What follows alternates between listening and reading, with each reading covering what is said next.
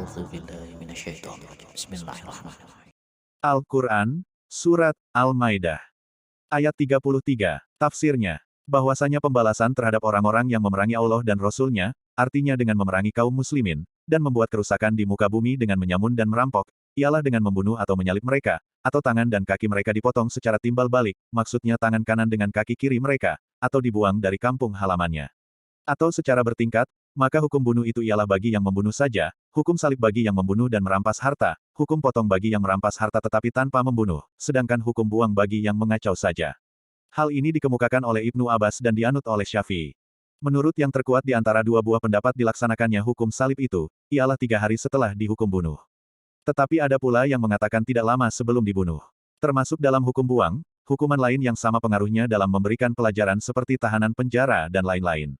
Demikian itu, maksudnya pembalasan atau hukuman tersebut, merupakan kehinaan bagi mereka, kenistaan di dunia, sedangkan di akhirat mereka beroleh siksa yang besar, yaitu siksa neraka. Ayat 34, tafsirnya, kecuali orang-orang yang bertaubat di antara orang-orang yang menyalakan api dan peperangan perampokan tadi, sebelum kamu dapat menguasai mereka, maka ketahuilah bahwa Allah Maha Pengampun terhadap mereka atas perbuatan mereka itu, lagi Maha Penyayang kepada mereka. Dalam ayat ini tidak disebutkan, janganlah mereka kamu jatuhi hukuman, untuk menunjukkan bahwa dengan bertaubat itu, yang gugur hanyalah hak Allah dan tidak hak manusia. Demikian yang dapat ditangkap dengan jelas, dan saya lihat tidak seorang pun yang menentangnya, wallahu aklam. Maka jika seseorang membunuh dan merampas harta, maka ia dihukum bunuh dan dipotong, tetapi tidak disalib. Ini merupakan yang terkuat di antara kedua pendapat Syafi'i. Mengenai bertaubat setelah ia dapat ditangkap, maka tak ada pengaruh dan manfaat apa-apa. Ini juga merupakan yang terkuat di antara kedua pendapat Imam Syafi'i. Ayat 35, tafsirnya, hai orang-orang yang beriman, bertakwalah kamu kepada Allah, artinya takutlah akan siksanya dengan jalan menaatinya, dan carilah jalan kepadanya, yaitu jalan yang akan mendekatkan dirimu kepadanya dengan jalan taat dan ibadah, dan berjihadlah pada jalannya, maksudnya untuk meninggikan agamanya, semoga kamu beruntung atau beroleh keberhasilan. Ayat 36, tafsirnya, sesungguhnya orang-orang kafir, sekiranya terjadi, bahwa mereka memiliki seluruh yang terdapat di bumi dan sebanyak itu lagi sebagai tambahannya untuk menebus diri mereka dari siksa hari kiamat, tidaklah akan diterima dari mereka, dan bagi mereka azab yang pedih. Ayat 37, tafsirnya, mereka ingin atau mengangankan hendak keluar dari neraka, tetapi tidak mungkin keluar daripadanya dan bagi mereka siksa yang kekal untuk selama-lamanya.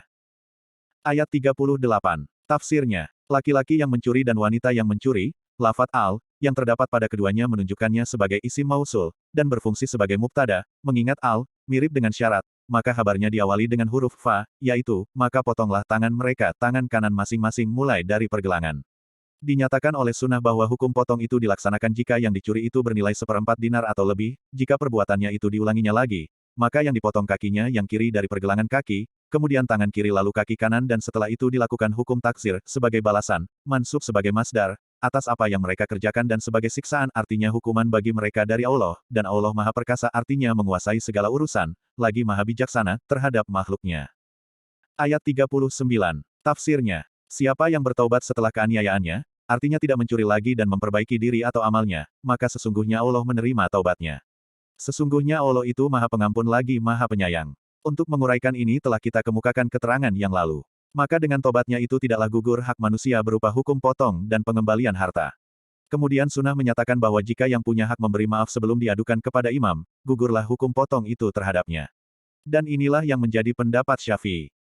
Ayat 40, tafsirnya, tidaklah kamu ketahui. Pertanyaan ini sebagai pengukuhan bahwa sesungguhnya Allah memiliki kerajaan langit dan bumi, disiksanya siapa yang dikehendakinya untuk disiksa, dan diampuninya siapa yang dikehendakinya untuk diampuni. Dan Allah Maha Kuasa atas segala sesuatu, di antaranya menurunkan siksa atau memberi ampun. Sadaqallahul Azim.